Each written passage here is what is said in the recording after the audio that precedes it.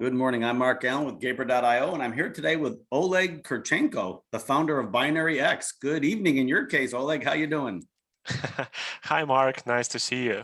Nice to hear you. Yeah. I'm doing well, and it's evening here in Kiev, currently where I am right now, and good weather.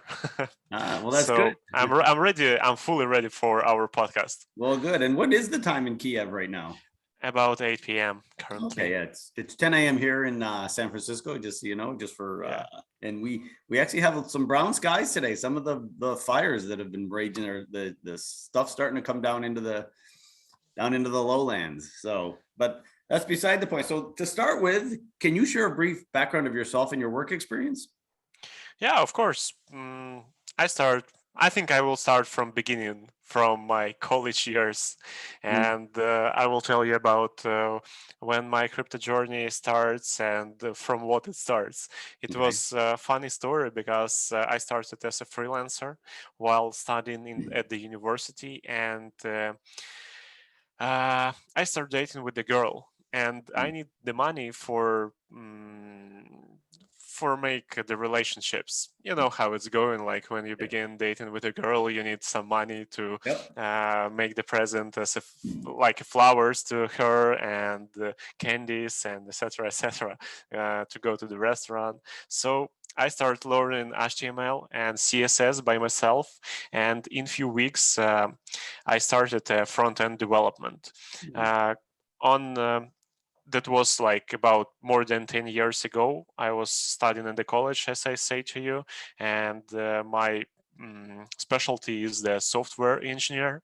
So that was easy for me to learn HTML and CSS to start making some money on the freelance. Mm. And I work a lot with European and United States clients.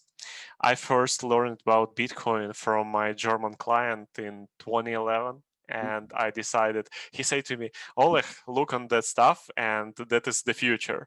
And I said, okay, I will look. And I decided to give it a try. Um, so I downloaded the blockchain on my computer, created the wallet, Mm. and started mining. I wasn't impressed, so I gave up and in a few days. I don't know where that computer with those mined bitcoins Mm. and how actually mined bitcoins it was, because I don't remember how it's going on. So and after that, in 2014, one time again, one of my clients asked me to develop the website for one blockchain project, and my friend say to me, "Okay, that cool stuff. Or maybe we will try something." And we start looking on some stuff for crypto, but there is no some business for us. And in 2016. Uh, I come back to crypto industry and start making the mining. I went to develop my own project, so I made the second attempt to tame the crypto and got round to build a small mining farm. Mm. So that was like in 2016, and also in that year, I started to develop the fintech project. I set up a financial service company called Patient, also in 2016. And while working on a Patient, me and my team released that cryptocurrencies are more likely to be used as asset, not as medium of exchange. And therefore, we came up with the idea of creating a digital assets exchange and call it BinaryX. So the name implies that we're developing digital product, and by the word binary, so it's like everything around is binary, Mm. 0 1 0 1, you know that. Mm. And also like cryptocurrency pairs and the pairs on the stock market also binary, like United States dollar to euro, Bitcoin to Ethereum, so it's also binary. And we put X in the end, stands for versatility, meaning we can digitize anything. Mm. So this is like a field of field of unrecognized something for us. So we give to our mind think about more, like about some dreams, and we're trying to realize these dreams in some real stuff. So we decided to create an ecosystem for crypto and start from trading platform with our services. And currently, BinaryX combines a digital assets exchange and assets tokenization platform. By tokenization, under the assets tokenization, I mean that is like entrepreneurs can tokenize their assets, and under entrepreneurs, I mean like owners of small and medium businesses, and they can encourage private investors from all over the globe to support their project financially. So this is, we think it is a good idea, and this is the future, because the rights to have some assets, or the rights on any asset in the world, can be digitized. Yes, I would agree. And before we get on with the rest of the questions, I have to ask you that, going back to the beginning of your story, did you marry the girl that started this journey? No. No. Actually no. We dated about more than 3 years. Oh, so somewhat. But it's okay. It's okay. Yeah, we got you started, right? So yeah, of course. So with I'm just going to say BinaryX. It's easier for me. Who is your typical customer? Because it sounds like it could be almost anyone, correct? Yeah, you're right. This is correct. Of course, first of all, we're making our customers the crypto users, but most of them is the young people. And currently we make some research, and I will have presentation on Money 2020 in Amsterdam, and I will present why we're thinking that Generation Z, so the young people, is the most like our mostly audience, what we will attract to our platform. And that makes sense. I think they're more in tune with all this stuff as opposed to some we think baby boomers. we think about the Generation Z because they are growing with the digital in the digital world. They're growing with the iPhones and Androids in their hands. They're growing with the computers, and they don't need to convert their experience from analog world to digital world because they are growing in that stuff. Right. Well, it's kind of like my kids. Both my children grew up with a computer in the house, so to them, it's second nature. And I certainly didn't have a computer in my house growing up. I only had three channels on the TV. That was all I had. and right now more than 100, right? Yeah, too many. That's the too problem. many. Too many. So your company's been in business for a while, it sounds like, and I'm assuming the company is based in Kiev. Is that correct? Currently, we have 2 offices, one in Estonia and second one is in Kiev. In Estonia, because our market is the Europe and CIS countries, but currently Europe and Estonia allow to us to receive the licenses, what is required for making an operation like a digital with the digital assets. So this is the reason why we are registered in the Estonia, and also we need to have an office there. So we have offices in Estonia and in Kiev. And with the current pandemic, I mean, are people still going into the office, or is almost everyone working from home or remotely now? Currently, almost everyone want to go to office, actually, because this is, people. I will tell you the situation, how it was situation before pandemic, because the BinaryX was established a couple months before quarantine started, and we fostered our company in quarantine times, and remote work has become an integral components of our operations as we establish it.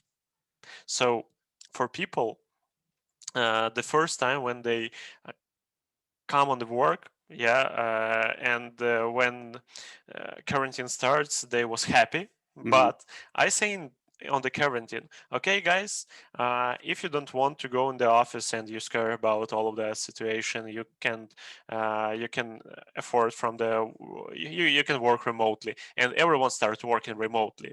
But I say to them also that I will come to office almost each day because I don't want to spend time at the home, and I need more working. Like I need to be on the working area to work more productivity. So in few weeks, like in 2 weeks, one time when I come in the office, I see almost a half of people starts working in the office also, and doesn't bother. People doesn't want to go to the home because they understand that they need a communication with the real people, and they need to discuss with them their life. So this is big, like this is a big issue. But as we start working remotely and remotely on the quarantine, so we was adapted for the situation, and presently we have employees not only in Europe but even in the Philippines, and we not going to stop. So at so for us, working remotely, it's okay, and we understand that this is the future because you can work around the world. Yes. Yeah. And it's interesting because I mean, I know Gaper actually hires developers out of Ukraine. I mean, Ukraine is actually producing a lot of technical talent lately. Would you agree with that? Yeah, I agree with that. There is a lot of educational companies. Also, I have one investment in educational company, so I invested in by myself. But like the many companies, the many companies trying to reach our developers, and right now we don't have those developers for free developers, and the prices or I mean their salaries become very high currently, not expected. Like they did all the developers in the world start making the money on the same level, and the quarantine allowed to them to do that, like for example, one of the most positions what we would like what we want to close, like Go developers, Golang developers, and there is no such many candidates for that position because there is too many companies who want to have such kind of developers. Well, I mean, Go is a fairly new language too. So, and correct me if I'm wrong, is it similar to Python? Yeah, it's a similar of Python, and the Python developers can migrate to the Go easily. But currently, it's deficit, deficit of developers. The big deficit, actually.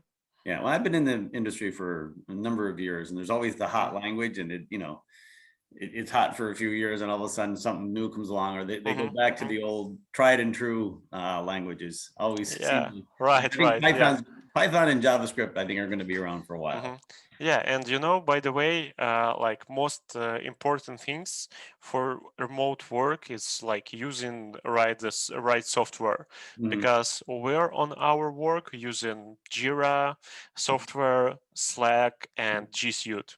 So these services, by their combining, can help into us like manage effectively our emails, timetables, documents, so that help to us also tracking the task and communicate easily. So collaboration between these three services allow to degrade team productivity also. So this is the first stuff what we need what companies need to understand. They need to digitize their working for start working remotely. Yes. And interesting, you said you have developers in the Philippines and which I know they speak English. They're taught English from a young age, and you obviously speak English. So is that the common language in the development community when because I have a feeling most Filipinos don't speak Ukraine, right? Yeah, you're right. Most Philippines doesn't speak Ukrainian. Almost nobody, I think. I never meet at least one guy Yeah. And who speak Ukrainian from the Philippines. But yeah, we speak in English, and as we start working worldwide, we need to adapt our company from beginning to communicate with different nationalities. So we choose English language, of course. yes. And then, in the future, do you see yourself expanding as you start to grow? You Of will course. hire developers from all over the world. Of course, of course. Yeah. Of course, this is working for us, and we're talking not just about developers. Developers, it's like everybody talking about developers, but nobody talking about marketing people or designers or etc etc. Right. Some general stuff, and we also using the English language for hire them also, because you can tell what you need from them on the English, and they can translate it on their languages easily. Yes. Interesting. So do you see yourself, do you think that you will be a hybrid model going forward, or do you think you'll have offices in these different countries? What are your plans? That will be a hybrid model 100%, because we would like to expand our company more easily. But I understand that we need to open the representatives in different countries and offices in different countries also, because as a regulated exchange, we need to have an office in each country where we represent, or each union where we represent. For example, we have plans in 2 years to go on the United States market also. So we should have office in the United States when we start working in the United States, because when we're talking about the United States, we need to receive a license, virtual assets provider license for each state. But at least in one state, we need to have main office. Right. And they say that the same for the rest of the world, like Russia, China, Indonesia. So I think we will have offices in the big countries where we have a lot of clients, of course. And I can tell you that corporate office space in San Francisco is getting cheaper and cheaper every day. Yeah, why, by the way? A lot of it's because people are working from home. So what they've done is, they're moving out to the suburbs, or they're moving back to where they came from. A lot of people moved into San Francisco to get into the tech industry. Oh. And now that they can work from home, they're like, well, I'm going to go back to, Nebraska or Ohio or wherever they're from. Right. Wow. That sounds interesting, and that's great, I think, because right now people can spend more time with their parents, children, and that's great. That's great. But thank you for the information. I will note that for myself, that I can go in San Francisco to open the office. And the same thing's happening in New York City, just so you know. It's the big cities that used to charge a lot for office space. They're, the big companies are, like Twitter has gone 100% remote, which they had a huge office in San Francisco. So there, there's a lot of open office space here. Yeah, and Twitter ready for it. So I think any company can do that. Yes. And it's not a problem. Yes. Well, Oleg, I want to thank you for your time today. I know it's late there in Kiev, so I'll let you get on with your evening. But thank you again, and have a great week. Yeah, thank you so much, Mark, for invitation, and I was glad to speak with you. You're a very nice guy, and have a great day also. Thank you. Bye. Thank you. Bye.